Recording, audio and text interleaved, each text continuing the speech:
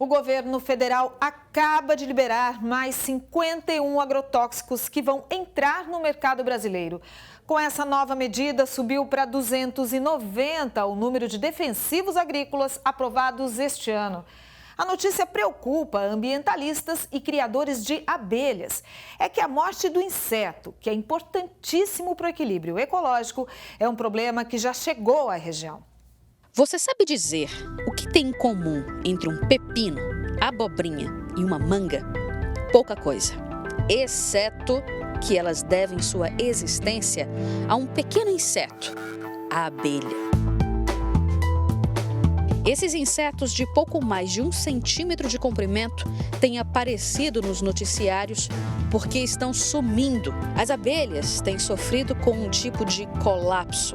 A causa exata ainda é desconhecida, mas acredita-se que ocorra por uma combinação de fatores, e isso inclui o uso de agrotóxicos.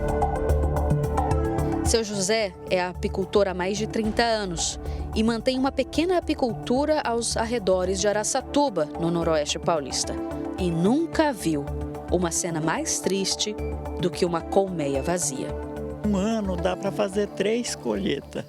Então ela devia ter, cada caixa dessa, 10 quilos de mel.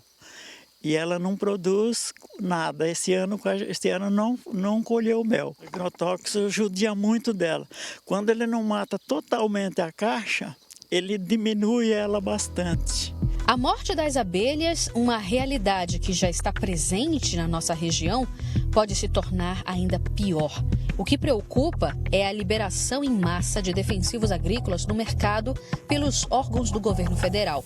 O uso dos defensivos agrícolas está intimamente ligado ao agronegócio, onde a produtividade é a chave de um mercado gigantesco. Um exemplo é a produção de cana-de-açúcar, fundamental para a economia das regiões Noroeste e Oeste Paulista.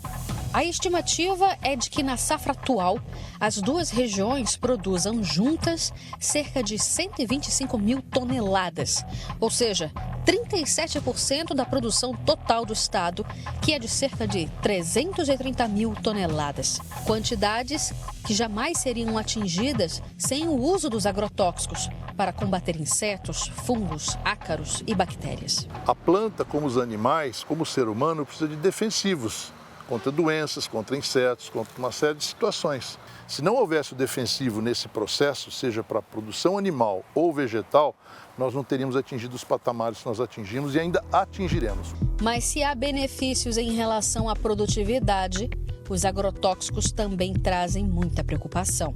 A suspeita é de que muitos produtores não apenas usem, mas também abusem dos produtos. O agrotóxico, desde que bem utilizado, certo? Com as recomendações que é contidas nas bulas, nos receituários agronômicos, que são obrigados a serem emitidos, certo? Eles não causam um mal direto.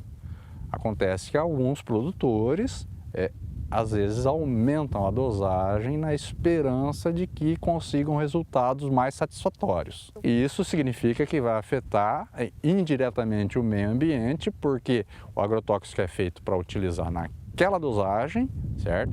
E com o aumento da dosagem, ele pode estar interferindo, ou matando um inseto, certo? Ou com esse inseto morto acaba-se quebrando uma cadeia alimentar. Para esta ecóloga, faltam estudos para avaliar o impacto dos agrotóxicos.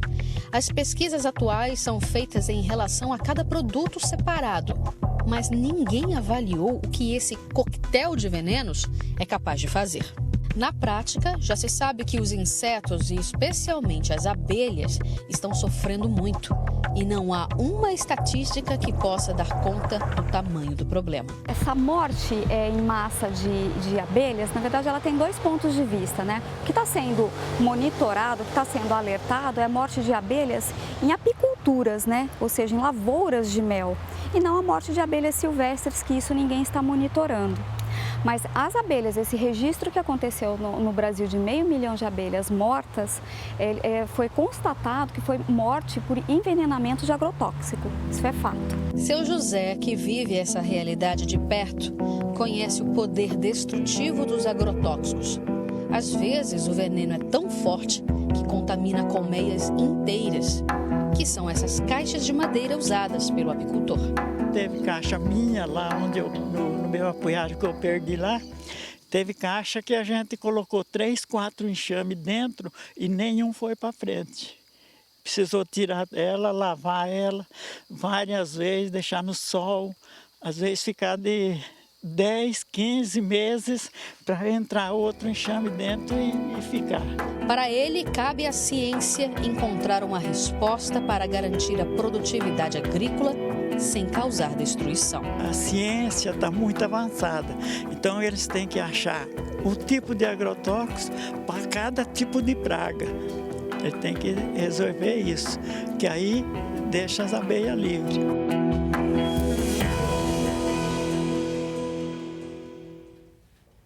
Que absurdo isso que está acontecendo, né, com as abelhas. É preciso equilíbrio e responsabilidade, né, gente?